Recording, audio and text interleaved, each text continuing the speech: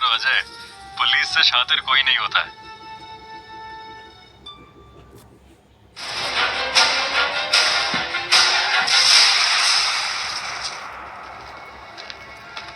अजय अब घर के अंदर एंटर कर जाता है और जाकर सेठ रतनलाल जी के बराबर में बैठ जाता है।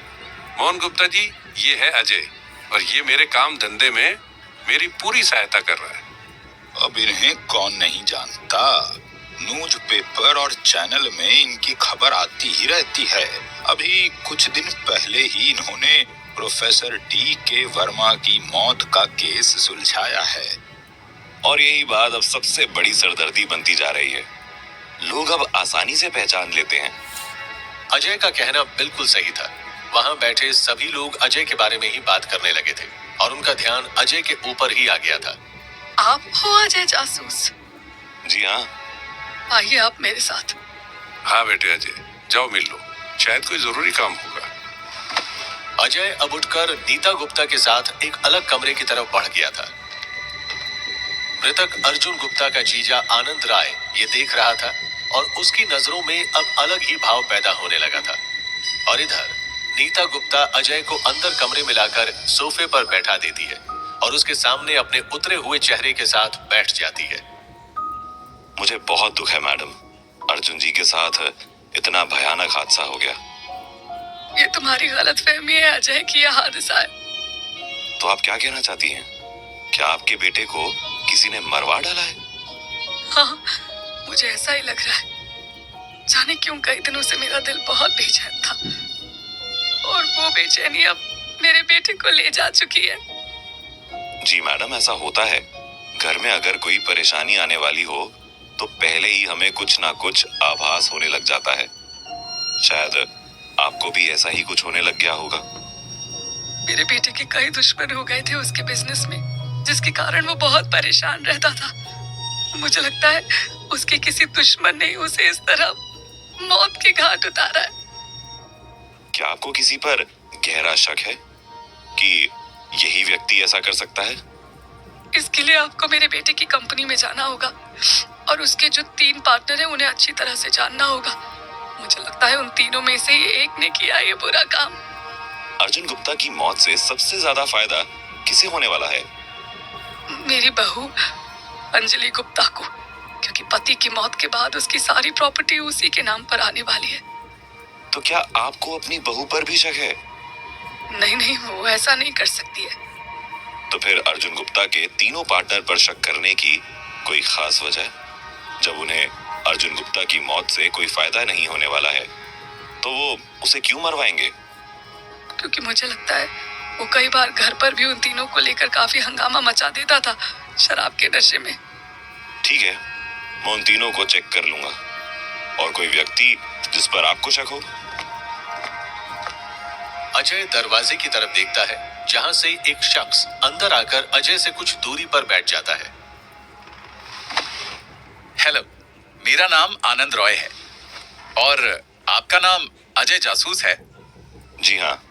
अर्जुन गुप्ता का मैं जीजा लगता हूँ। माँ जी, आप अजय को यहाँ बिठाकर क्या बातें कर रही हैं? क्या कोई खास बात है? शांति सुबह ही अपने घर निकल गई थी, तुम नहीं गए उसके साथ? कैसी बात कर रही हैं माँ जी? जब आपका पूरा परिवार दुख में है तो मैं कैसे आप लोगों को छोड़कर घर निकल जाऊं? आपका आपकी बेटी के साथ मनमुटाव हो गया है तो क्या हुआ? ऐसे ही समय में तो अपनों की पहचान होती है और ऐसे समय में मैं आप लोगों को छोड़कर नहीं जाने वाला हूँ।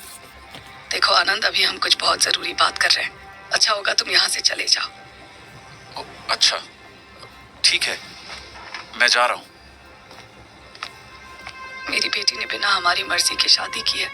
हमें ये लड़का बिल्कुल भी पसंद नहीं था और अब हम क्या कर सकते हैं?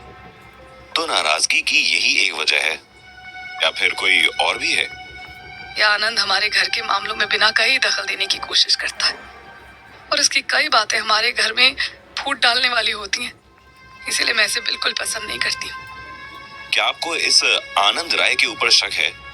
क्या ये भी हत्या जैसा काम करवा सकता है? अजय, आपको जिस पर भी शक होता जा रहा है ना, आप उससे पूछताछ कर सकते हैं। हमें कोई एतराज नहीं है। ठीक है, मैं ऐसा ही करूंगा। अच्छा, आप मेरे सवाल का जवाब दीजिए। क्या अर्जुन आनंद को पसंद करता था या नहीं? नहीं, शुरू में तो वो भी इसे बिल्कुल पसंद नहीं करता था, पर फिर बाद में उसने इसे स्वीकार लिया था। घर के बाकी सदस्यों ने आनंद को स्वीकार किया या नहीं? नहीं, अभी तक कोई भी इसे पसंद नहीं करता है हमारे घर में। मैं एक बार अर्जुन का कमरा देखना चाहता हूँ। क्या आप मुझे वहां ले जाएंगी? हाँ, आइए। अजय और नीता गुप्ता कमरे के अंदर आ गए थे। वहीं सोफे पर दो औरतों के साथ अंजलि गुप्ता भी बैठी हुई थी और अपनी सास को एक लड़के के साथ आया देखकर उनकी आंखों में कई तरह के सवाल आ गए थे। यही है मेरे बेटे का कमरा। अगर आपको कोई जांच पड़ताल करनी है तो आप कर सकते हैं। माँ जी, कौन है ये लड़का? ये है मिस्टर अजय, और मैंने इन्हें अपने बेटे अर्जुन की मौत की तहकीकात की जिम्मेदारी सौंप दी है।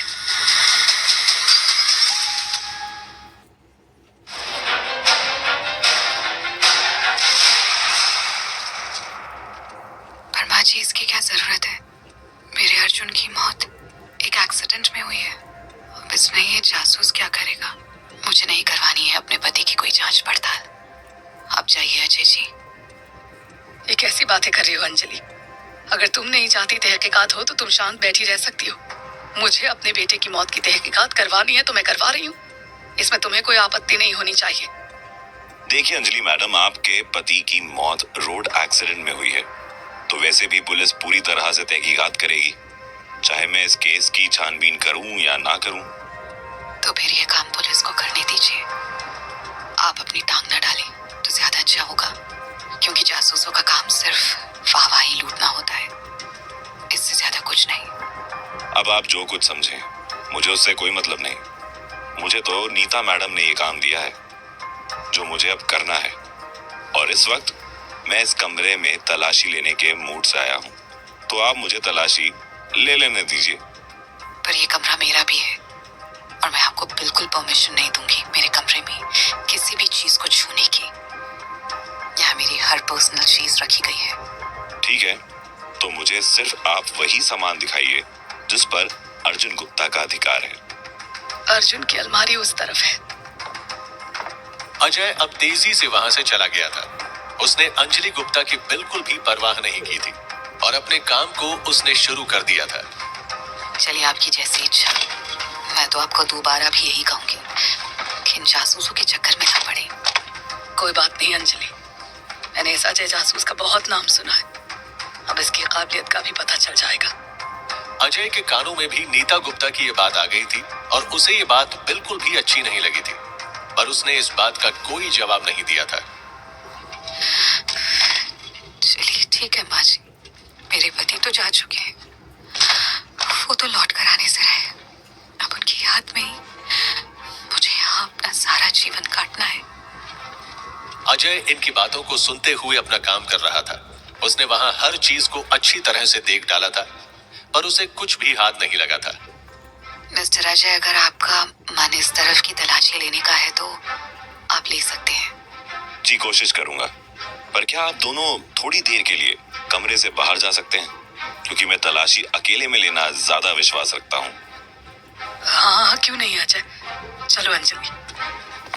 अजय अब थोड़ा सा खुलकर तलाशी लेने लगा था। उसकी आंखें हर चीज को बारीकी से देख रही थी, पर ऐसी कोई भी चीज उसे नहीं मिल रही थी जिस पर शक किया जाए।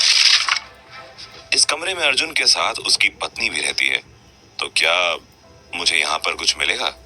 शायद ये तो बहुत मुश्किल होगा। अर्जुन अगर कुछ गलत काम भी करता है तो वो घर में ऐसी कोई चीज नहीं लाएगा जिससे अंजलि नाराज हो जाए। तो क्या अर्जुन ने कोई अलग फ्लैट खरीद रखा है, या कहीं दूसरी जगह भी उसका कोई घर है जहां वो अपनी गुप्त और छुपा कर रखने वाली चीजों को रखता है? चलो, इस बारे में मैं बाद में पता कर लूंगा। अभी तो यहाँ तलाशी ले लूं। और फिर वो अंजलि की अलमारी की भी तलाशी लेने लगता है, और अच्छी तरह से तलाशी लेने के बाद उसे वहां कुछ नहीं मिला था। तभी अजय एक खाने में सजाए गए ब्रेसलेट को बड़े ध्यान से देखने लगता है। सभी एक से एक खूबसूरत ब्रेसलेट वहां नजर आ रहे थे और कई खूबसूरत कलाई घड़ियां भी वहां रखी थी। अजय उन सब को ध्यान से देखता है, पर उसे कुछ भी अजीब नहीं लगा था। यहाँ कुछ नहीं मिलने वाला है, बेवजह टाइम खराब करने वाली बात है। और फिर वो तेजी से कमरे से बाहर आ गया था, जहां उसे रेलिंग में एक तरफ नीता गुप्ता और अंजलि गुप्ता खड़े नजर आ गए थे। कुछ मिला? जी नहीं, मुझे इसी बात की उम्मीद थी कि कुछ नहीं मिलेगा। अजय, मुझे तुमसे बहुत आशा है। मेरा मन जाने क्यों इस बात की गवाही दे रहा है कि मेरे बेटे के साथ कुछ ना कुछ गलत हुआ है, और ये गलत किसने किया है इस बात को मेरी आंखें देख नहीं पा रही हैं। अब तुम्हें ही अपनी जासूसी से इस दुनिया को दिखाना है कि आखिर मेरे बेटे के साथ हुआ क्या था। माँ जी, जैसा आपको ठीक लगता है आप वैसा ही कीजिए। अजय से काम करवाइए, पर इसे एक बात कह दीजिए कि मेरे पति को किसी भी बात को लेकर बदनाम करने की कोशिश ना करें। जैसे कि अब पुलिस वाले बोलने लग गए हैं कि आपके पति शराब पीकर गाड़ी चला रहे थे, गलती सारे आपके पति की है। कहीं 2-4 दिन बाद आपकी ये अजय जासूस भी ऐसी ही बातें ना करने लग जाए, फिर मुझे बिल्कुल भी अच्छा नहीं लगेगा। मैं आपसे कुछ सवाल करना चाहता हूँ, क्या आप जवाब दे पाएंगी? मेरा बात करने का मन नहीं है, पर फिर भी चलिए पूछ लीजिए, क्या पूछना चाहते हैं आप? अर्जुन गुप्ता की मौत के बाद उनकी सारी चल अचल संपत्ति आपके नाम आ जाएगी, मैंने ऐसा सुना है, क्या ये सच है? जी हाँ, पर मुझे समझ में नहीं आ रहा है कि अब मैं क्या करूं। और मैं विचार बना रही हूँ कि ये संपत्ति माँ जी के नाम करके मैं खुद हमेशा के लिए हरिद्वार चली जाऊं, किसी आश्रम में रहने के लिए, क्योंकि अब अर्जुन के बिना मुझे जिंदगी बिताना बहुत भारी लग रहा है। क्या ये इतनी अच्छी एक्टर है या फिर ये सच बोल रही है? कैसी बातें कर रही हो अंजलि, तुम मेरी बेटी जैसी हो। मैं तुम्हें इस घर से कहीं नहीं जाने दूंगी, और तुम्हारे जीवन में कैसे खुशियां लानी है मैं इस बारे में कुछ समय के बाद सोचूंगी, लेकिन तुम यहाँ से जाने की बात ना करो। अंजलि गुप्ता फिर से अपनी सासू माँ के गले लग गई थी और रोने लगी थी। अच्छा अंजलि जी, एक सवाल का जवाब दीजिए, क्या अर्जुन गुप्ता का कहीं और भी घर है या फ्लैट? नहीं, उन्होंने अभी कहीं दूसरा फ्लैट या घर नहीं खरीदा है, पर वो बात कर रहे थे कि मुंबई में नया फ्लैट खरीदेंगे। ठीक है, अभी मैं निकलता हूँ, पर आपसे बाद में कुछ और सवाल पूछने आऊंगा। अभी मुझे एक बहुत जरूरी काम याद आ रहा है। हाँ ठीक है, आपका जब मन करे तो आप यहाँ आ सकते हैं पूछताछ करने, हम आपका पूरा सहयोग करेंगे। इस केस में जल्दी से किसी न किसी रिजल्ट पर आपको पहुंचना ही होगा। ये तो अब वक्त ही बताएगा, और क्या पता वास्तव में अर्जुन की मौत रोड एक्सीडेंट में ही हुई हो। इसलिए मेरी पहली प्राथमिकता सिर्फ इसी बात को देखने में होगी कि अर्जुन गुप्ता की जिंदगी के अंदर बेवजह झांकने की कोई कोशिश मैं नहीं करूं। अब आपने मेरे दिल की बात कही। आप सिर्फ इस एक्सीडेंट के केस की ही जांच करें और देखिए आपकी नजर में क्या आता है। ड्राइवर पकड़ा जा चुका है। अब यहाँ से जाने के बाद मैं उस ड्राइवर से भी मिलूंगा और पता करने की कोशिश करूंगा कि उस रात आखिर हुआ क्या था। मुझे लगता है उस ड्राइवर के साथ सख्ती से पेश आना चाहिए, शायद वो सब कुछ सच सच बता दे। जी मैं इस बारे में भी पुलिस वालों से बात करूंगा। अच्छा, अब मुझे इजाजत दीजिए।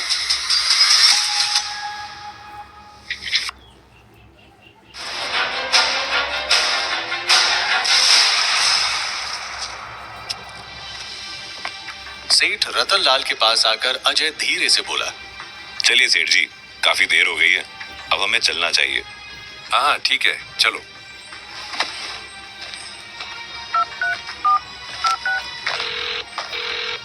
हाँ बोलो अजय। हम बस 2 मिनट में घर से बाहर आ जाएंगे। मेरा फोन चालू रहेगा और मैं आपको हर बात बताता रहूंगा। ठीक है, हम यहाँ पूरी तरह तैयार हैं। हमारे पुलिस वाले तुम्हारे पीछे लगे आदमी को पहले ही ट्रैक कर लेंगे। तुम चाहे तो सीधा निकल जाना, हम उसे मोड़ पर ही रोक लेंगे। ठीक है, पर वो बचकर नहीं जाना चाहिए। अरे नहीं जाएगा, तुम फिक्र मत करो। ड्राइवर गाड़ी निकाल चुका था पार्किंग से, और फिर सेठ रतन लाल और अजय गाड़ी में बैठकर सड़क पर आ गए थे।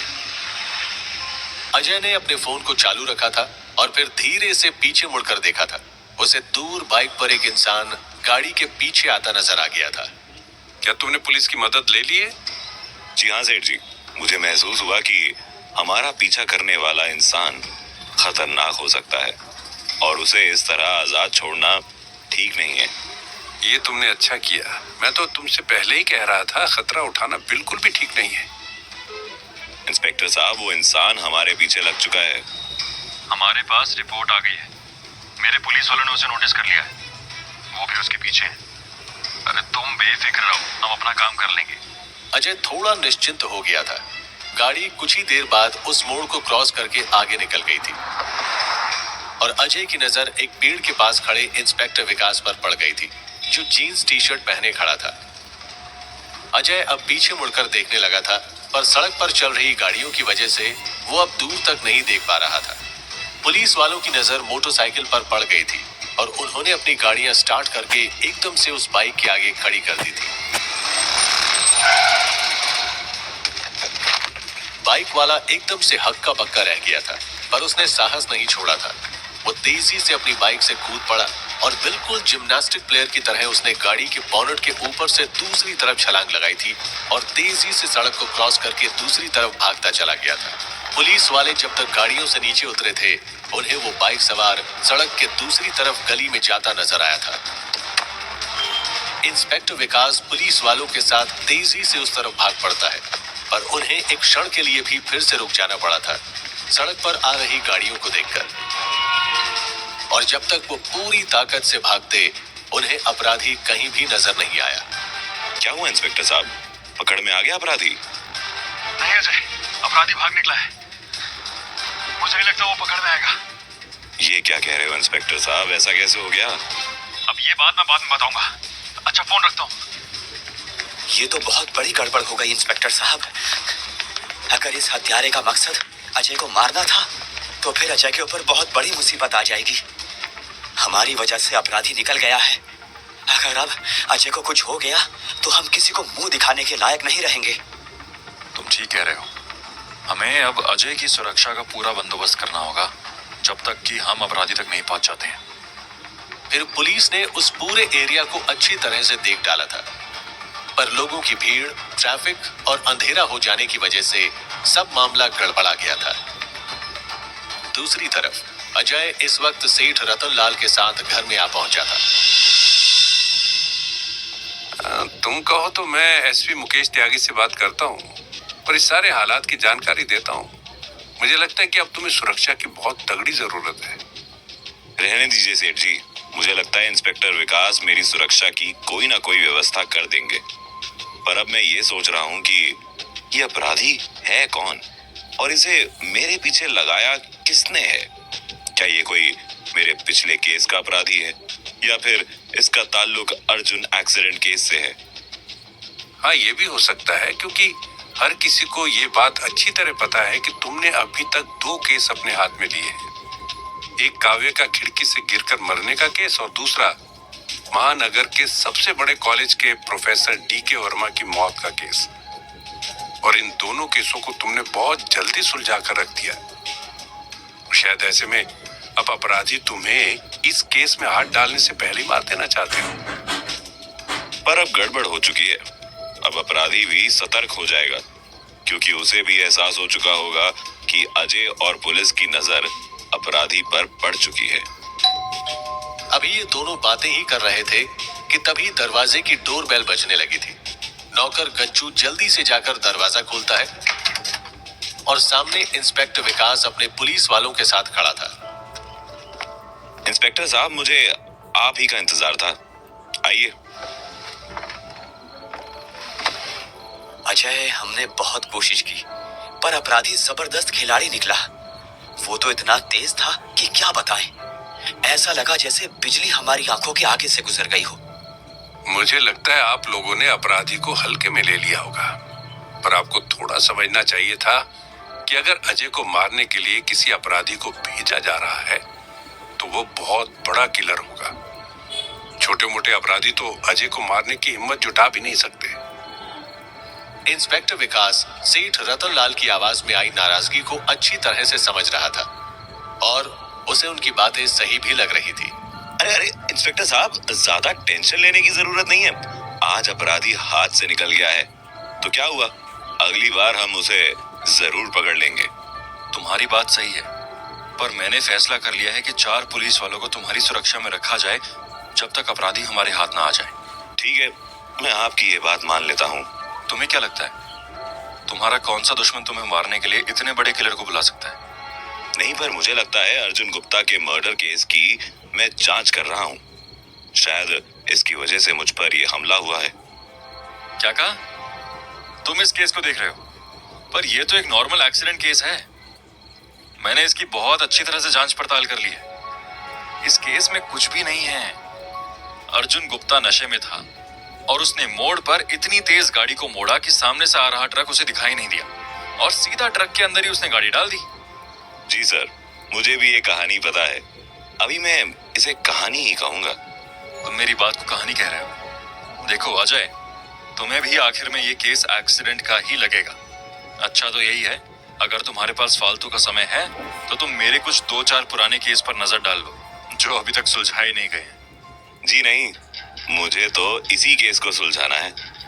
और अब तो मुझे लगने लगा है वाकई में कहीं अर्जुन गुप्ता का मर्डर ही ना हुआ हो।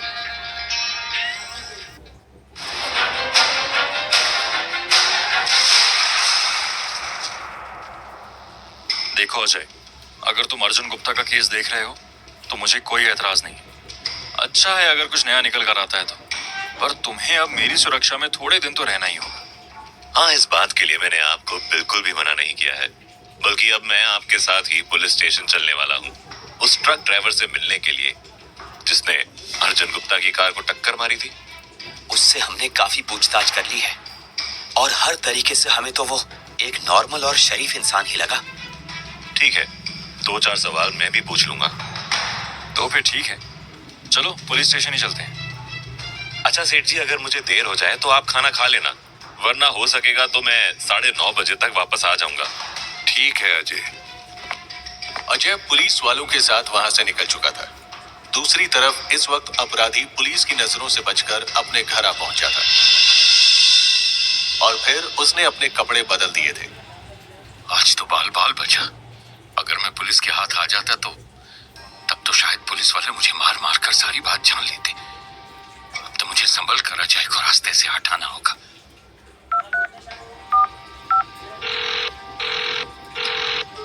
हेलो, हाँ क्या कह रही हो? मैं क्या कह रही हूँ इस बात को छोड़ो। मैंने तुमसे कहा है ना कि कुछ दिन मुझे फोन मत करना। और तुम जिस काम को करने गए थे उसका क्या हुआ? यार सारी बात बिगड़ गई। अजय को शायद मेरी भनक लग गई थी। रास्ते में पुलिस ने मुझे पकड़ने की कोशिश की, पर मैं किसी तरह उन सब के हाथ से बच निकला। क्या बकते हो? मुझे लग रहा है बहुत ज्यादा हमें जेल की सलाखों के पीछे जाना होगा। मैंने तो तुम्हें पहले ही कह दिया था कि अजय इस केस के साथ जुड़ने वाला है और ये हम दोनों के लिए बहुत खतरनाक होगा। अरे यार तुम फिक्र क्यों करती हो? अभी तो अजय केस की ABCD भी नहीं समझ पाया है, और जब तक उसकी समझ में कुछ आएगा मैं उसे दूसरी दुनिया तक पहुंचा दूंगा और फिर पुलिस उसी की तहकीकात करती रह जाएगी। तुम हर बार ऐसे ही बात करते हो, पर तुमसे कुछ नहीं होता है। हर बार मुझे ही काम को अंजाम देने की कोशिश करनी पड़ती है और लगता है इस बार भी मुझे ही ये काम करवाना पड़ेगा। अरे यार तुम चुप भी करो।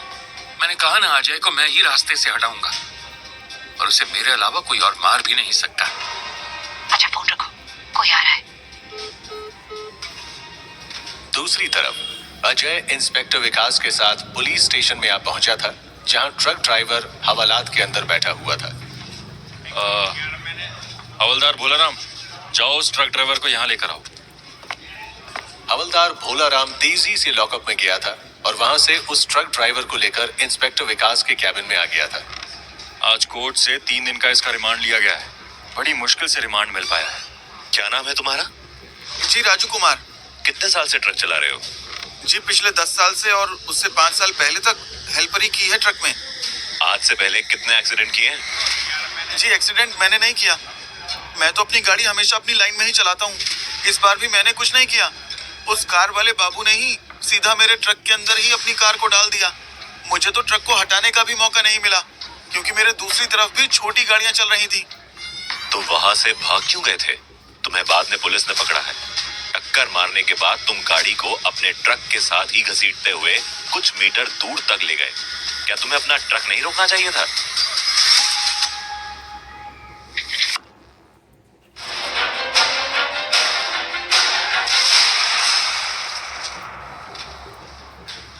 अजय इस वक्त ट्रक ड्राइवर से पूछताछ कर रहा था। मैंने तुमसे पूछा, जैसे ही कार टकराई तुमने अपने ट्रक को ब्रेक क्यों नहीं लगाए? शायद अर्जुन गुप्ता की जान बच सकती थी।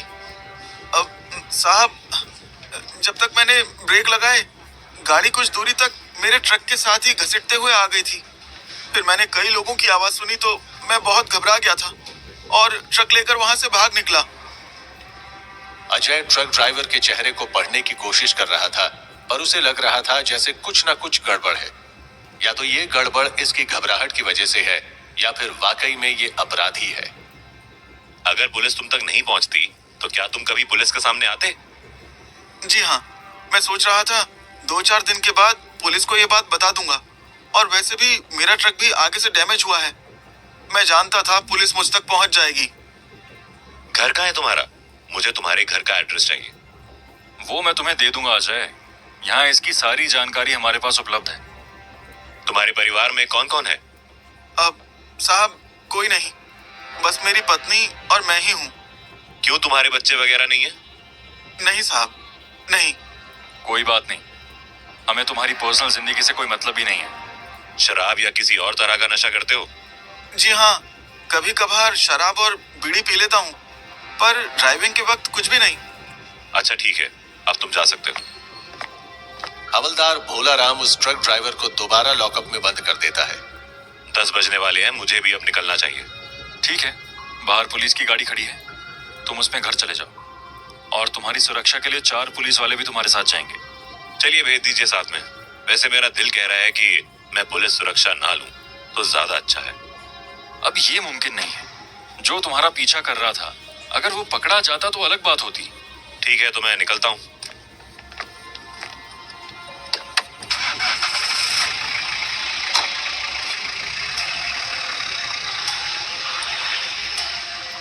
कुछ देर बाद अजय बेहद सावधानी से अपने घर आ पहुंचा।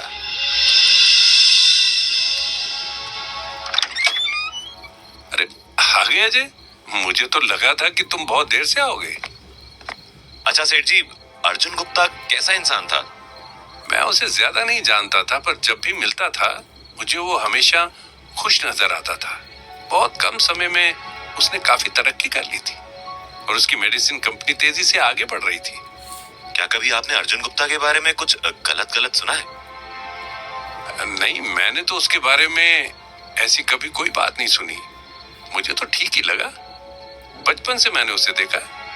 शहर में एक मशहूर होटल है, जगतार सिंह होटल। क्या आप कभी वहां गए हो? हाँ, पहले चला जाता था, पर अपने बेटे की मौत के बाद कभी नहीं गया। अर्जुन गुप्ता की पार्टी में ही उस जगतार सिंह से मेरी मुलाकात हुई थी। वो भी काफी दिलचस्प इंसान लगा। पर तुम उसके बारे में क्यों पूछ रहे हो?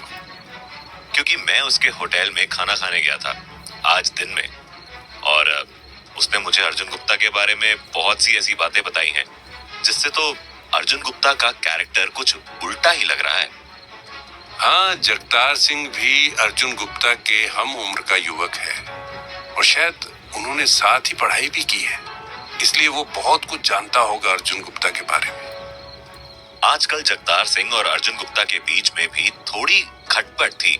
ये बात जगतार सिंह की बातों से मुझे पता लग चुकी है। क्या तुम्हें जगतार सिंह पर शक हो रहा है कि उसने कुछ गलत काम करवाया है? नहीं, मुझे उस पर अभी कोई डाउट नहीं है। तुम नीना गुप्ता से मिले? क्या कहा उन्होंने? कोई खास बात नहीं हुई, सिर्फ अपने बेटे की मौत का खुलासा करने के लिए प्रार्थना कर रहे थे। और फिर मैंने अर्जुन गुप्ता के कमरे की तलाशी ली। उनकी पत्नी अंजलि गुप्ता तो शुरू में आनाकानी कर रही थी, पर बाद में वो भी तैयार हो गई। अच्छा सेठ जी, क्या अर्जुन गुप्ता का कोई और फ्लैट है या कोई दूसरा घर? नहीं, ऐसी तो मुझे कोई जानकारी नहीं है उनकी प्रॉपर्टी के बारे में। वैसे मोहन गुप्ता से बस अब तो पार्टियों में ही मुलाकात होती है, वैसे मिलना जुलना कम ही हो पाता है। अच्छा, चलो मुझे तो अब नींद आ रही है, तुम भी आराम कर लो। Good night.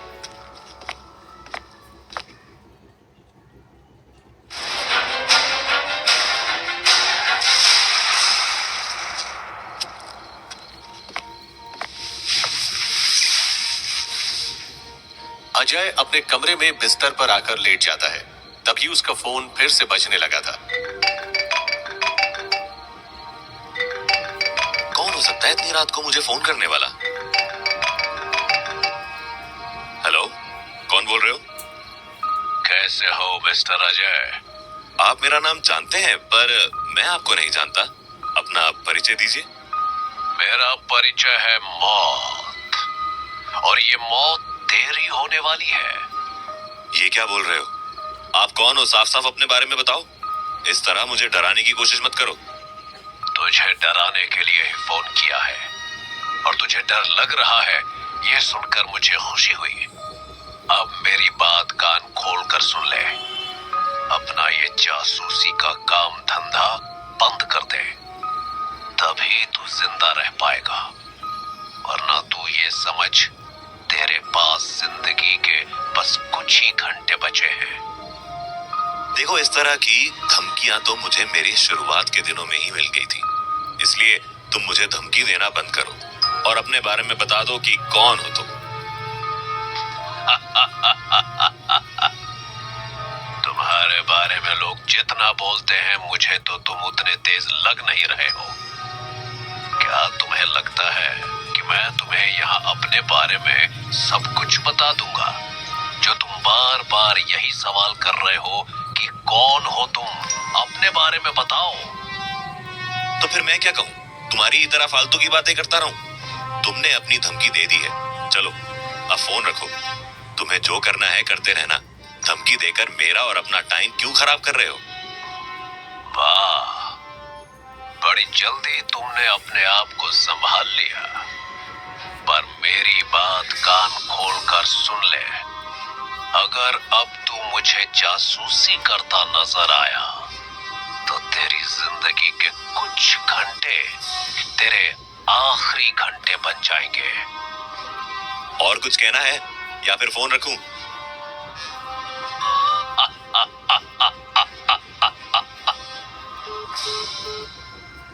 कौन हो सकता है ये इंसान? और इसके धमकी देने से तो ऐसा लग रहा था जैसे वो बहुत आसानी से मुझ तक पहुंच जाएगा। इसे मेरी सुरक्षा का भी जैसे कोई डर ना हो। क्या मुझे इस बारे में इंस्पेक्टर विकास को बताना चाहिए? शायद वो मुझे इस बारे में बता देंगे कि फोन कहां से आया है। हाँ बोलो अजय, कैसे फोन किया? इंस्पेक्टर साहब, अभी 1 मिनट पहले मेरे पास एक अनजान नंबर से कॉल आया था जो मुझे जान से मारने की धमकी दे रहा था। आप पता करवाएंगे कॉल कहां से आई है? क्या कह रहे हो? तुम्हें जान से मारने की कोई धमकी दे रहा है? रुको, मैं पता करवाता हूँ। और फिर 5 मिनट के बाद फिर से अजय का फोन बजने लगा था। जी इंस्पेक्टर साहब, कुछ पता लगा? नहीं अजय, कुछ पता नहीं लग पाया है। शायद किसी ने तुम्हें सीक्रेट तरीके से कॉल किया है। अभी तक हमारी साइबर टीम को कुछ भी पता नहीं लगा है। उन्हें तो तुम्हारे नंबर पर किसी नए नंबर की लोकेशन भी नहीं दिखाई दे रही है। रुकिए, मैं आपको नंबर बताता हूँ। और फिर अजय उस नंबर को अपने फोन में देखने लगता है, पर उसे भी वो नंबर नहीं मिला था। अरे उसे तो रिसीव कॉल में होना चाहिए था, पर यहाँ तो कोई नंबर है ही नहीं। सब पुरानी ही कॉल है। क्या हुआ, नंबर नहीं मिला? हमारी साइबर टीम को भी नहीं मिल रहा है। इसका तो एक ही मतलब हो सकता है कि मेरा फोन किसी ने हैक कर लिया है और इस वक्त मैं जो भी बात कर रहा हूँ वो भी मेरी सारी बातें सुन रहा है। तुम अपने मोबाइल को ऑफ कर दो अजय, और मैं सिपाही को भेज रहा हूँ, तुम्हारा फोन उसे दे देना। तुम्हारे मोबाइल को हमारे साइबर एक्सपर्ट हैकर की पकड़ से छुड़वा लेंगे। ठीक है इंस्पेक्टर साहब, अब तो और बातें करना बेकार ही है। और तभी इन दोनों की बातों के बीच में एक और थरथराती हुई आवाज गूंज उठी थी। तुम्हें क्या लगता है इंस्पेक्टर, तुम अजय को बचा लोगे? अगर इसने अपना जासूसी का काम नहीं छोड़ा, तो बहुत जल्द तुम लोग इसकी चिता पर हाथ सेकते नजर आओगे। चुप कर। और कौन बोल रहा है तू? ज्यादा समय तक तू हमारी पकड़ से आजाद नहीं रह पाएगा। मेरे बारे में जानना छोड़ दो। मुझे तो हवा भी नहीं पकड़ पाती है। बस मैंने जो कहा है उस बात पर ध्यान देना। देख लिया इंस्पेक्टर साहब, कितना ऊंचे दर्जे का अपराधी है। पुलिस के सामने ही मुझे धमकी दे रहा है। अब तो आपको अपनी पावर इस अपराधी को दिखानी ही पड़ेगी, वरना अगर मुझे कुछ हो गया फिर तो ये आपकी पुलिस की बहुत बड़ी हार हो जाएगी। अब आप देखिए आपको क्या करना है। तुम देखते जाओ अजय, अगर इसने तुम्हारे आसपास भी आने की कोशिश की तो ये सीधा हवालात में ही आएगा। ठीक है सर, तो फोन रखता हूँ और सोने की कोशिश करता हूँ। वैसे तो अब मेरे सिर से नींद उड़ चुकी है, फिर भी देखता हूँ नींद आ जाए। तुम टेंशन मत लो और आराम से सो जाओ। हमारे पुलिस वाले घर की निगरानी कर रहे हैं और तुम्हारे सिक्योरिटी वाले भी तो हैं। तुम बेफिक्र रहो और हाँ, कल सुबह जब तुम अपने केस की तहकीकात पर निकलोगे तो तुम्हारे साथ तुम्हारे बॉडीगार्ड के तौर पर हमारे दरोगा सूरज तुम्हारे साथ रहेंगे। ये तो और भी अच्छी बात है। ठीक है, फोन रखता हूँ। अजय अब अपने बिस्तर पर आकर लेट गया था। कुछ समय तक वो वैसे ही लेटा रहा, पर नींद उसकी आंखों में वाकई में नहीं थी। दिमाग इधर उधर घूम रहा था और अब वो अपनी खिड़की पर आकर खड़ा हो गया था और वहां से बाहर सड़क की तरफ उसने नजर दौड़ाई थी, पर उसे अब बाहर सड़क में दूर तक कोई भी नजर नहीं आ रहा था। वैसे भी रात का समय हो चुका था, सब लोग अपने अपने घरों में जा चुके थे। अजय एक उड़ती हुई नजर सड़क के दूसरी तरफ दूर घरों पर डालता है और तभी उसे एक घर की छत पर हल्की सी रोशनी जलकर बुझती नजर आई थी। अजय एकदम से अपनी खिड़की से हट गया था और बराबर दीवार पर चिपक गया था। अजय के दिल की धड़कन एकदम से बढ़ गई थी। सड़क के पार दूसरी तरफ दूर दिख रही घर की टंकी के पास कोई बैठा है। क्या कोई मेरा खिड़की पर आने का इंतजार कर रहा था? कहीं मुझे दूर से गोली मारने का प्लान तो नहीं है? पर इतनी रात को वो वहां उस जगह पर क्यों आ गया है? लगता है अपराधी लंबा इंतजार करके मुझे मारने का प्रयास करने वाला है। सुबह होते ही मैं खिड़की पर जरूर जाता हूँ, इसलिए उसने रात में ही अपनी पोजीशन ले ली है, वरना इस वक्त तो कोई मतलब ही नहीं था मेरा खिड़की पर आने का। अजय अब एक तरफ हो गया था और फिर टेबल पर रखा मोबाइल उसने उठा लिया था। फिर वो तेजी से खिड़की पर आया था और उसने तिरछी नजरों से उसी जगह को देखा था। अजय की खिड़की पर आते ही फिर से वो दूर छत के ऊपर हल्की सी रोशनी जली थी। अजय अपनी खिड़की से फिर हट गया था। लाश कत्ल की खुद गवाही देती है, मगर कातिल की लाश के लिए सबूतों का मिलना जरूरी है और अजय की निगाहों से न कत्ल का सबूत बच सकता है न कातिल की पहचान। सुनिए अगला show, detective Ajay, bloody knife.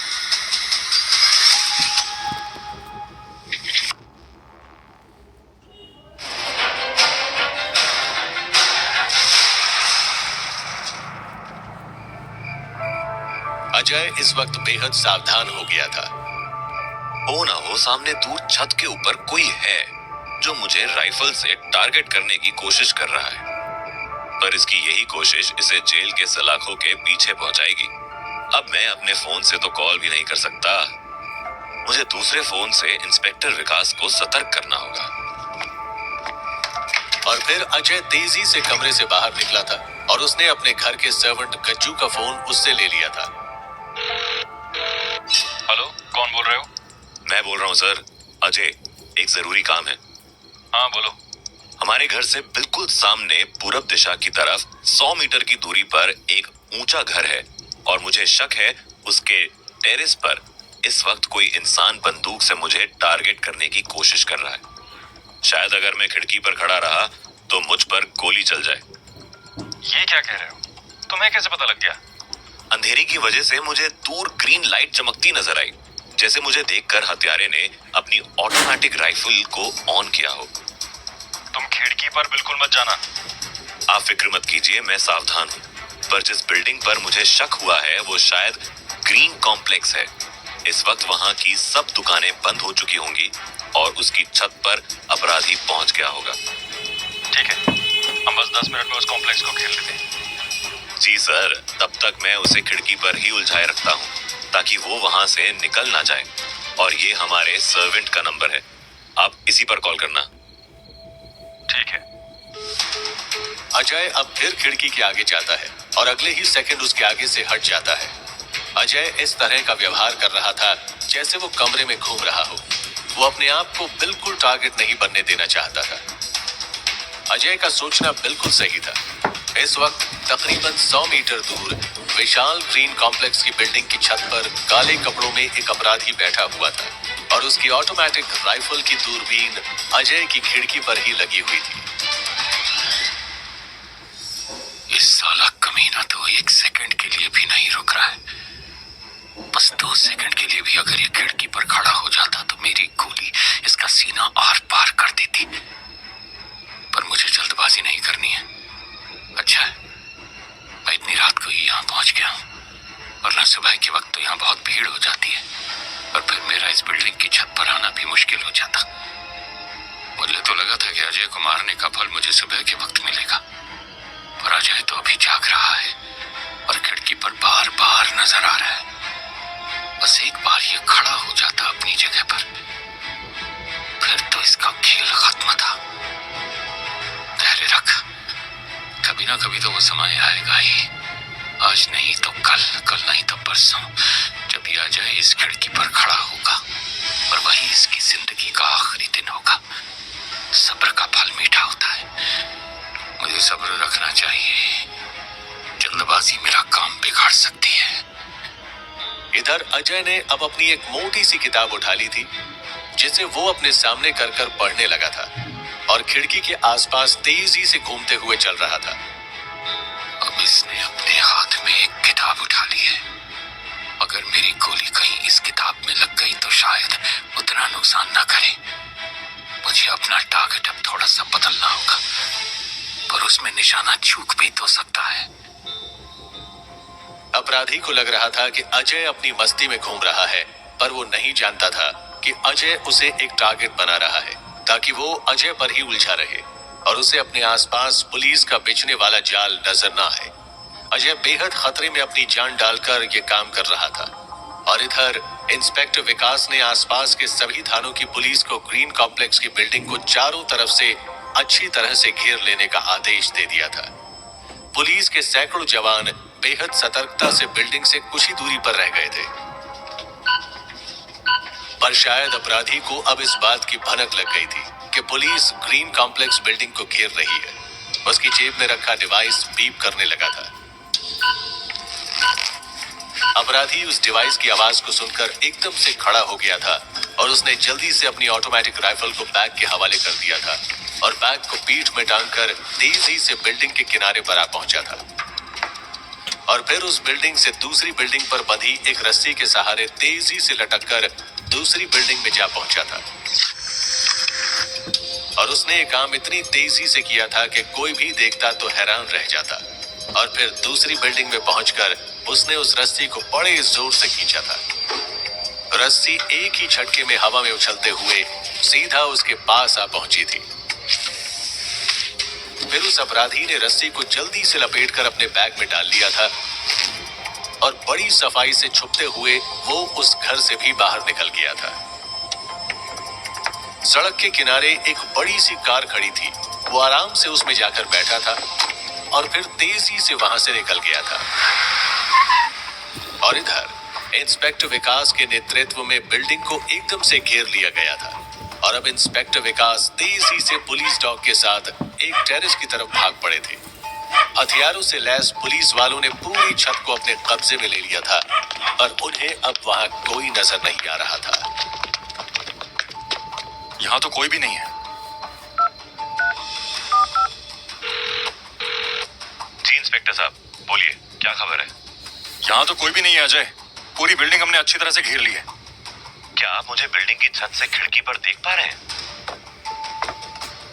Inspector विकास अब बिल्कुल उस जगह पर आ गया था जहां से सेठ रतनलाल का घर उसे नजर आ रहा था और खिड़की पर उसे अजय की झलक मिलने लगी थी क्योंकि अजय के कमरे की लाइट जली हुई थी। हाँ अजय, तुम मुझे दिखाई दे रहे हो। तो फिर यहाँ बारीकी से जांच कीजिए। शायद अपराधी कोई सुराग छोड़ गया हो और मैं भी वहां पहुंच रहा हूँ, बस 5 मिनट में। ठीक है।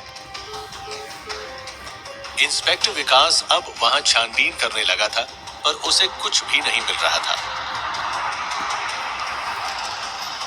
अजय इस वक्त पुलिस की गाड़ी में पुलिस वालों के साथ तेजी से ग्रीन कॉम्प्लेक्स की बिल्डिंग में आ पहुंचा था। और लगभग भागते हुए ही वो टेरेस पर जा पहुंचा था। मुझे तो लगता है तुम्हें कोई धोखा हो गया होगा अजय। यहाँ कोई भी नहीं है। मेरी आंखें धोखा नहीं खा सकती हैं इंस्पेक्टर साहब। मुझे लगता है अपराधी को पुलिस के आने की भनक लग गई थी। तो तुम्हारे कहने का मतलब है हमारी पुलिस टीम में से किसी ने उस अपराधी को इस बारे में जानकारी दे दी थी? जी हाँ, ऐसा हो सकता है, या फिर शायद उसी अपराधी के आदमियों ने उसे अलर्ट कर दिया हो, जो शायद हर रास्ते पर नजर रख रहे हो। तो फिर अब क्या करें? वैसे हमारे पुलिस के जवान हर रास्ते से आए हैं। उन्होंने तो किसी भी आदमी को नोटिस नहीं किया जो यहाँ से निकलकर भाग रहा हो। शायद ऐसा हो कि अपराधी आपके यहाँ पहुंचने से पहले ही इस कॉम्प्लेक्स से बाहर निकल गया हो। और बाहर हाईवे पर तो सैकड़ों गाड़ियां चल रही हैं। ये महानगर तो रात 12 बजे ही सुनसान होता है। पर अगर अपराधी यहाँ था तो उसके कुछ तो निशान मिलते, पर ऐसा तो कोई भी निशान यहाँ पर नहीं मिल रहा है, वरना हमारे कुत्ते उसका पीछा जरूर कर लेते।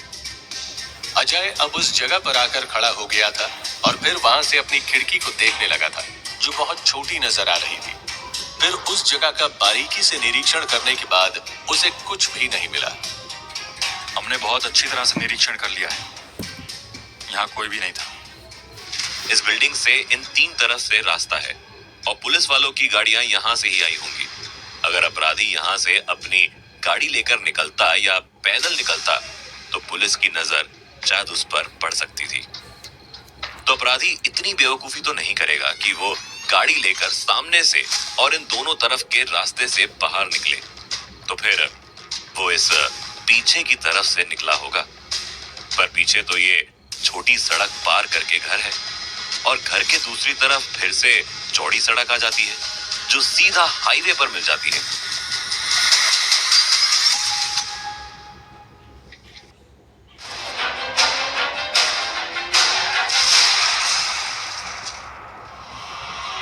अजय इस वक्त ग्रीन कॉम्प्लेक्स की बिल्डिंग पर खड़ा होकर अपना दिमाग लगा रहा था।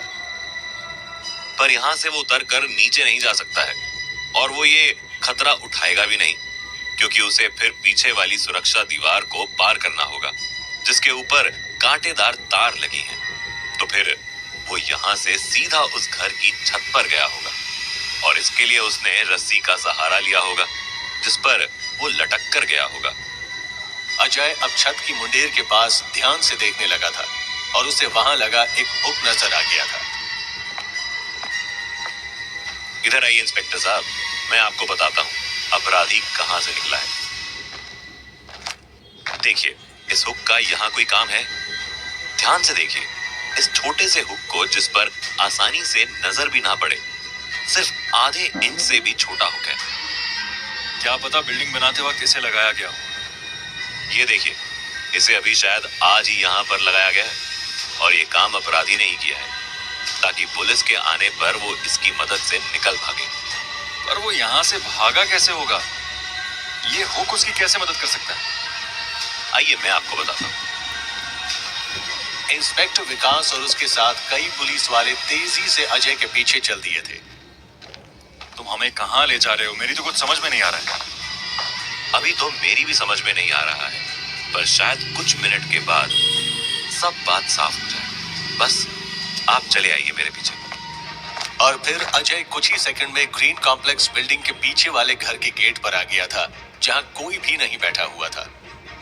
इंस्पेक्टर साहब, हमें इस घर की छत पर जाना है। रुको, मैं अभी मकान मालिक से बात करता हूँ। इतना बड़ा घर है और कोई सुरक्षा का इंतजाम मुझे यहाँ दिखाई नहीं दे रहा। लगता है शायद रहने वाले भी 1-2 जने ही हैं। तभी उस घर के अंदर का दरवाजा खुलता है और एक बूढ़ा आदमी वहीं दरवाजे पर खड़ा होकर बाहर के गेट की तरफ देखता है। बूढ़ा आदमी अपनी छड़ी के साथ चलते हुए बेहद धीमे धीमे अब गेट पर आ गया था और अपना चश्मा ठीक करते हुए पुलिस वालों को देख रहा था। सर, हमें आपकी छत पर जाना है। मेरे घर की छत पर क्यों? क्या है वहाँ? हमने एक चोर को आपकी छत पर जाते देखा है। बस हमें उसी की तलाश है। पहले आप अपना आई कार्ड दिखाओ। आप पुलिस वाले ही हो ना? जी हाँ, ये देखिए। बूढ़ा व्यक्ति अपनी जेब से चाबी निकालकर गेट के लॉक को खोलता है। अजय अंदर आते ही तेजी से एक तरफ बढ़ गया था। एक पुलिस वाला उस बूढ़े को संभालते हुए घर के अंदर की तरफ लेकर आने लगा था। अजय अब तेजी से भागते हुए सीधा घर की छत पर आ पहुंचा था। अजय अब बिल्कुल छत के कोने पर किसी हुक को ढूंढने की कोशिश करता है और उसे कुछ ही सेकंड में सफलता मिल गई थी और उसके चेहरे पर मुस्कुराहट आ गई थी। इंस्पेक्टर विकास की नजर भी अब हुक पर पड़ रही थी और वो सारा माजरा समझ चुका था। इंस्पेक्टर साहब, अपराधी ने पहले ही अपने भाग निकलने का रास्ता तैयार कर रखा था।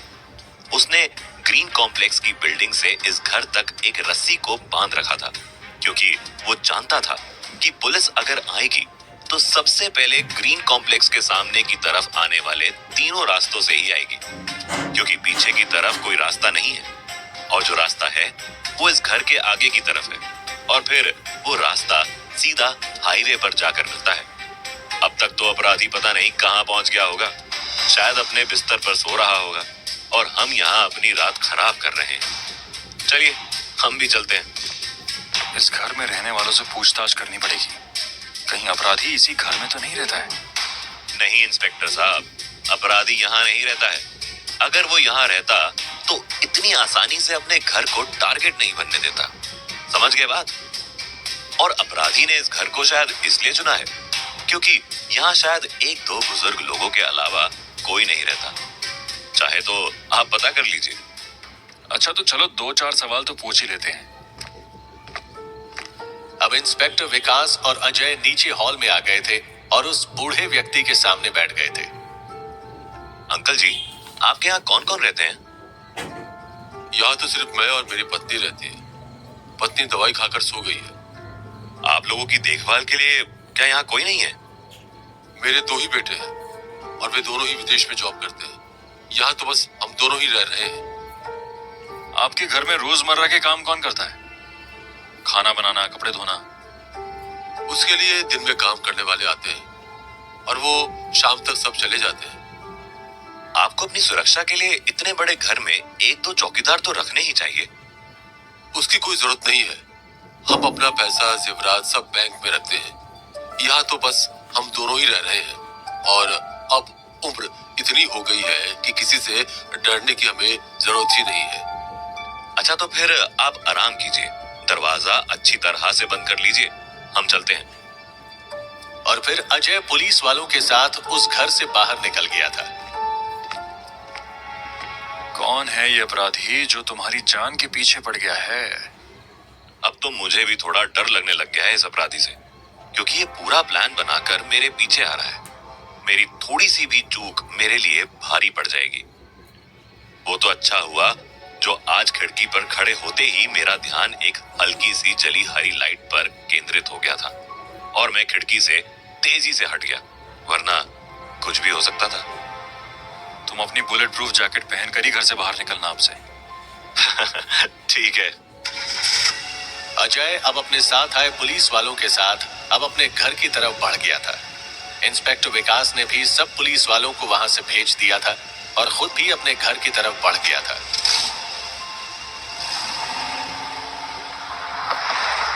सर, अब तो कुछ करना ही पड़ेगा।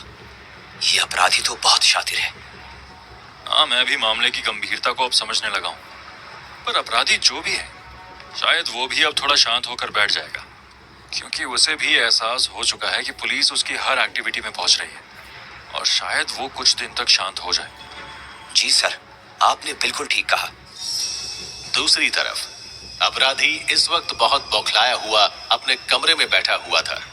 सामने शराब की बोतल खुली हुई थी और वो एक के बाद एक पैग लगाए जा रहा था। पुलिस को कैसे पता लग गया कि मैं बिल्डिंग की छत के ऊपर हूँ? क्या अजय ने मुझे वहां नोटिस कर लिया था और फिर बड़ी चालाकी से वो खिड़की के आसपास घूमकर मेरा ध्यान अपने घर पर ही लगाए रखा था? ये अजय जासूस तो वाकई में बहुत तेज है। अब मुझे इसके लिए कुछ बड़ा ही सोचना होगा।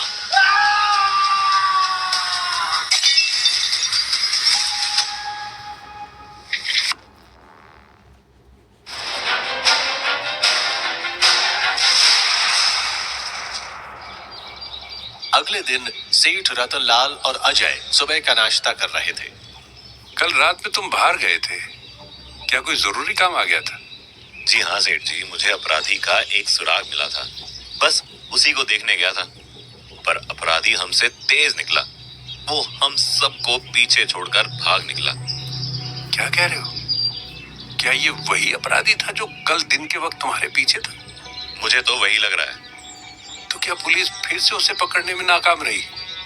पुलिस ने अपना काम बहुत अच्छे से किया था, पर मुझे लगता है इस बार ये अपराधी पुलिस की तरफ से सतर्क होकर आया था और शायद उसे पहले ही इस बात का पता लग गया था कि पुलिस उसकी तरफ बढ़ रही है और वो पहले ही अपनी जगह से निकल गया। इसका तो एक ही मतलब है कि पुलिस के अंदर भी कोई धोखेबाज है। उसने उस अपराधी को ये जानकारी दी होगी। मुझे भी ऐसा ही लग रहा है, पर यह भी हो सकता है कि रास्ते में अपराधी के साथी ही नजर रख रहे हो और पुलिस के ग्रीन कॉम्प्लेक्स बिल्डिंग की तरफ बढ़ने की खबर उन्होंने ही उस अपराधी को दी हो। तुमने क्या कहा? Green complex building? क्या अपराधी उस बिल्डिंग में आया था? पर वो वहां क्या करने आया था? मैं नहीं चाहता हूँ कि सेठ जी को यह बताऊं कि अपराधी उस बिल्डिंग से मुझे शूट करने का प्लान बना रहा था। बेवजह सेठ जी घबरा जाएंगे, पर मुझे कुछ तो बताना होगा। क्या हुआ? तुम तो एकदम चुप हो गए। अरे कुछ तो बताओ। उसने रात को मुझे फोन किया था। पुलिस ने उनका नंबर ट्रेस कर लिया और उस नंबर की लोकेशन रात को ग्रीन कॉम्प्लेक्स बिल्डिंग में ही दिखाई दे रही थी। पर जब पुलिस और मैंने वहां छापेमारी करी तब तक अपराधी भाग निकला था। ये अपराधी वाकई में बहुत तेज है। 2 बार पुलिस के हाथों से निकल चुका है। मुझे लगता है तुम्हें अब ज्यादा सतर्क हो जाना चाहिए, तभी तुम इस तक पहुंच पाओगे। सेठ जी, अब तो मैं अपने आसपास घूमने वाले मच्छरों से भी सावधान रहने वाला हूँ। क्या पता अपराधी मच्छर के भेष में ही ना आ जाए। अच्छा, मैं ऑफिस के लिए निकलता हूँ, तुम अपने काम पर ध्यान लगाओ। अजय उठकर अपने कमरे में आ गया था और कुर्सी पर बैठकर गहराई से कुछ सोचने लगा था। फिर उसने एक तरफ रखी डायरी को उठा लिया था ताकि उसमें जरूरी बातों को लिख सके जिन्हें वो केस के साथ आसानी से जोड़ सके। शहर के अंदर आते ही मेरे साथ एक्सीडेंट की दुर्घटना होती है जिसमें खुद को बड़ी मुश्किल से बचा पाता हूँ और उसके बाद एक अपराधी मेरा पीछा करने लगता है, पर वो दोबारा फेल होकर लौट जाता है। नीता गुप्ता का बेटा अर्जुन गुप्ता रोड एक्सीडेंट में मारा जाता है। जहां एक तरफ नीता गुप्ता चाहती है कि मैं तहकीकात करूं, तो दूसरी तरफ अर्जुन गुप्ता की पत्नी अंजलि गुप्ता को ये अजीब सा लग रहा था। उसका चेहरा थोड़ा उतर गया था जब शुरू में उसे मेरे बारे में पता लगा। तो क्या अंजलि गुप्ता नहीं चाहती है कि मैं इस केस को सुलझाऊं, या फिर अंजलि गुप्ता को ये डर है कि अगर मैं अर्जुन गुप्ता की लाइफ के बारे में जानकारी निकालने लगा तो कुछ ऐसी बातें सामने आ जाएंगी जो अभी तक छुपी हुई है। तो क्या ऐसी छुपी हुई कोई रहस्यमयी बात ने अर्जुन गुप्ता की जान तो नहीं ले ली? मैं ट्रक ड्राइवर से मिला। मुझे वो कहीं से भी गलत इंसान नहीं लगा। उसकी बातों से और उसके चेहरे से ये बात साफ हो रही थी कि उसने जानबूझकर एक्सीडेंट नहीं किया है। अगर कुछ गलत होता तो शायद पुलिस वाले उसके साथ अब तक हद से ज्यादा कार्रवाई कर देते, पर सिर्फ थोड़ी बहुत मारपीट हुई है। पर मैं अपना पीछा कर रहे इस अपराधी को किस श्रेणी में रखूं? इस केस के साथ रखूं या फिर उसे अपना पिछला कोई दुश्मन मान लूं?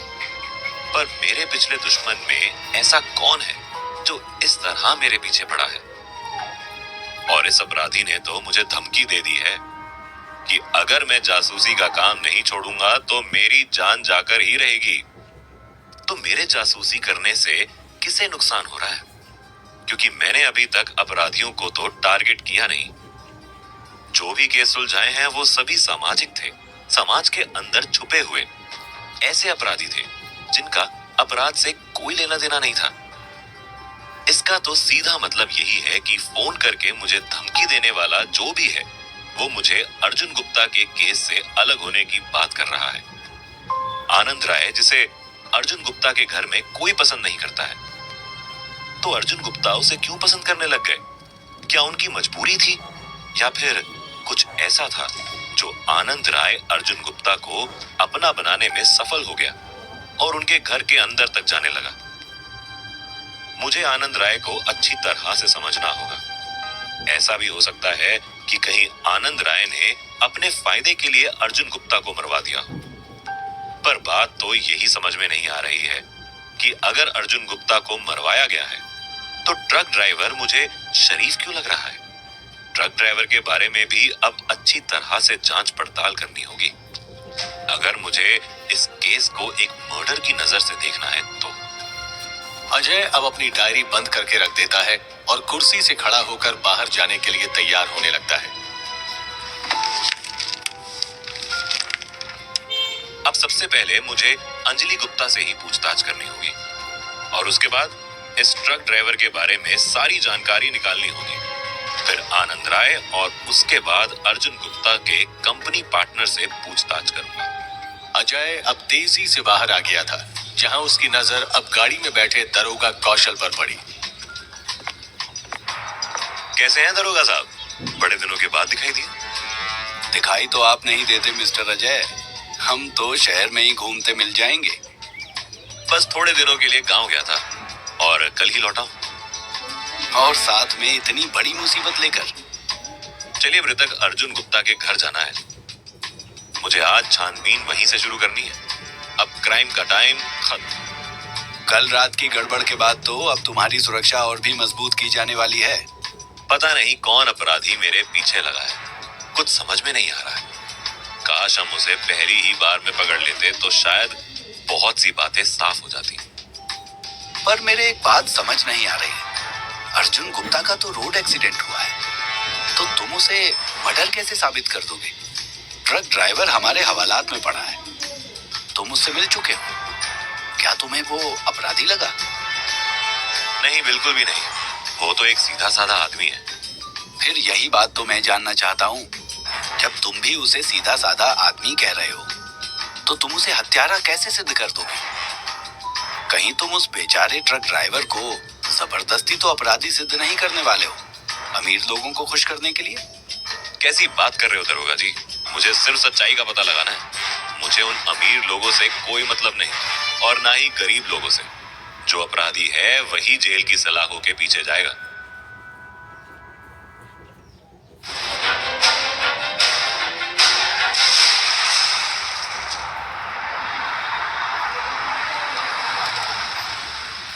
अजय इस वक्त नीता गुप्ता के घर आ पहुंचा था। हाँ आओ अजय आओ, मुझे तुम्हारा इंतजार था। मेरा इंतजार? क्या कोई खास कारण? हाँ, उस तरफ के कमरे में मेरे बेटे अर्जुन गुप्ता के तीनों पार्टनर्स बैठे हुए हैं। जाओ आप उन्हें अपने सवालों से उलझा लो। अच्छा ठीक है, पर अभी मैं आपकी बहू अंजलि गुप्ता से मिलने आया हूँ और पहले उसी से मिलना चाहता हूँ। कहाँ पर है वो? वो अपने कमरे में है, जाओ वहीं मिल लो। पर अजय, इन तीनों को भी आज छोड़ना मत। जी बिल्कुल। और फिर वो तेजी से सीढ़ियां चढ़ते हुए अर्जुन गुप्ता की पत्नी अंजलि गुप्ता के दरवाजे पर आ जाता है और धीरे से दरवाजा खटखटाता है। कौन है? मैं हूँ अजय, आपसे मिलने आया हूँ। ठीक है, आ जाओ। अजय अब कमरे के अंदर एंटर हो गया था। आइए मिस्टर अजय, यहाँ बैठिए। क्या लेंगे आप? चाय या कॉफी? कुछ? सिर्फ चाय से काम चल जाएगा। और आपकी तबीयत कैसी है? आज आप काफी ठीक लग रही हैं।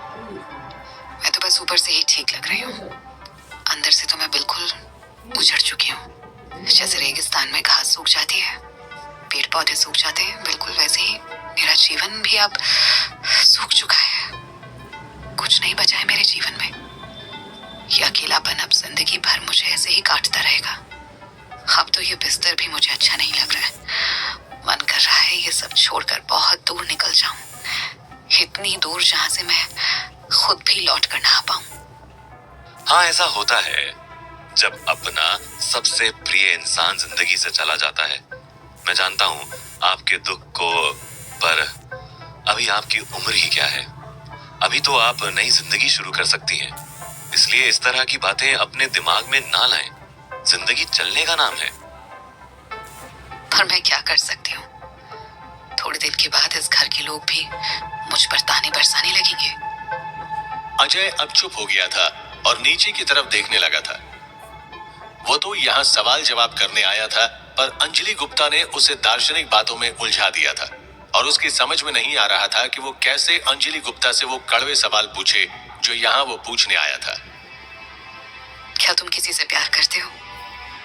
नहीं, अभी मेरी जिंदगी में ऐसा कोई लम्हा नहीं आया है। तुम्हारे बारे में मैंने जानकारियां जुटाई हैं और उन्हें जानकर मुझे बड़ी हैरानी हो रही है कि तुमने थोड़ी ही समय में काफी नाम कमा लिया है। तुम यहाँ किसी खास कारण से आए थे या कोई खास बात करनी थी मुझसे? जी हाँ, आया तो इसी मकसद से हूँ, पर अब समझ नहीं आ रहा है कि कौन सा सवाल पहले करूँ। हमारी शादी को कुछ दिन बाद 2 साल हो जाते और हमने इस बार अमेरिका घूमने का प्लान बनाया था। फिर देखो क्या हो गया। अर्जुन इतनी दूर चले गए जहां उन तक मेरी आवाज भी नहीं पहुंच सकती है। मैं आपके दुख को कम तो नहीं कर सकता, बस यही कहूंगा, हर जख्म भर जाते हैं, ये जख्म भी जल्द भर जाएगा। तुम्हें पता है अजय, आज मैं यहाँ कितना अकेला फील कर रही हूँ। मुझे रोने के लिए किसी का कंधा तक नहीं मिल रहा है। सासू माँ भी सुबह से पूछने तक नहीं आई है। इतना अकेलापन मैं इस कमरे में महसूस कर रही हूँ। मैं नीता गुप्ता जी को बोल कर जाऊंगा कि आपका ध्यान रखें और आपको अकेला ना छोड़ें। आपके कहने से क्या होगा, ये तो इंसान को खुद सोचना चाहिए। मुझे तो अब लगता है ये लोग बहुत जल्द मुझे इस घर से ही निकाल देंगे। तो क्या हुआ, अर्जुन गुप्ता की सारी प्रॉपर्टी आपके पास है, आप आराम से रह सकती हैं। मुझे ये प्रॉपर्टी नहीं चाहिए। थोड़े दिन बाद जब सब कुछ ठीक हो जाएगा, मैं ये सब कुछ सासू माँ के नाम लिखकर यहाँ से चली जाऊंगी। मुझे नहीं चाहिए ऐसी दौलत। देखिए अंजलि जी, मुझे तो अपना काम करना है जो आपकी सासू माँ ने मुझे सौंपा है, और ऊपर से पुलिस विभाग भी अब दोबारा से कार्रवाई शुरू कर रहा है, इसलिए मैं आपसे कुछ पूछना चाहता हूँ। हाँ पूछो, क्या पूछना है। कम से कम इसी बहाने कुछ बातें तो हो जाएंगी, वरना तुम्हारे जाने के बाद तो फिर से मुझे अकेलापन घेर लेगा। तुमसे बातें करके मन को थोड़ी राहत तो पहुंचेगी। क्या आपके पति आपसे उतना ही प्रेम करते थे जितना आप उनसे करती हैं? शायद नहीं, मैं ही उनसे ज्यादा प्यार करती थी, पर अर्जुन हमेशा मुझसे बोलता था कि मैं तुमसे ज्यादा प्यार करता हूँ। अच्छा, क्या अर्जुन का किसी अन्य लड़की से कोई अफेयर था, शादी से पहले या शादी के बाद? नहीं, इस बारे में हमारी काफी बात हुई थी। अर्जुन ने मुझे खुद कहा था कि वो किसी भी लड़की से प्यार नहीं करता। शादी से पहले भी उसका किसी से कोई प्रेम प्रसंग नहीं था। पर मुझे अर्जुन के कॉलेज के दोस्त जगतार सिंह ने यह बताया है कि अर्जुन का कॉलेज में 4 साल तक एक लड़की से अफेयर चला है। क्या सोचने लग गए? क्या आपका किसी के साथ अफेयर था शादी से पहले? हाँ, मुझे एक लड़का अच्छा लगता था, पर मैं कभी उससे प्यार का इजहार नहीं कर पाई और फिर मेरी शादी हो गई। बस मेरा वो प्यार दूर का ही होकर रह गया। क्या उस लड़के को आपके बारे में पता था? नहीं, वो तो शायद मुझे जानता भी नहीं होगा। बस मुझे ही उससे प्यार हो गया था। और ये प्यार कहाँ हुआ था? कॉलेज में, वो मेरी क्लास में था। आपकी शादी के बाद क्या वो लड़का आपको कभी नजर आया? नहीं, कॉलेज से बाहर आने के बाद वो मुझे कभी नजर नहीं आया। वो दूसरे राज्य से पढ़ने आया था, फिर हमेशा के लिए मेरी आंखों से दूर चला गया। इसने मेरे इस सवाल का उत्तर भी बिल्कुल दार्शनिकों की तरह दिया है। क्या इस अंजलि गुप्ता की मानसिक स्थिति ठीक है? मुझे अभी इससे बात करनी चाहिए या फिर यहाँ से चला जाऊं? तुम्हारे ये सवाल मुझे बड़े अजीब से लग रहे हैं। क्या तुम मुझ पर संदेह कर रहे हो कि मैंने अपने पति को मरवा डाला है? अरे ये क्या कह रही हैं? मैं आप पर बिल्कुल भी संदेह नहीं कर रहा हूँ। मैं तो सिर्फ अंदर की बात को सामने लाना चाहता हूँ, और सच तो मैं ढूंढ के ही रहूंगा। कौन सी अंदर की बात सामने लाना चाहते हो? वो ट्रक ड्राइवर पकड़ा गया है। अगर वाकई में मेरे पति का कत्ल हुआ है तो उस ट्रक ड्राइवर से पता करो, वो सब कुछ बता देगा।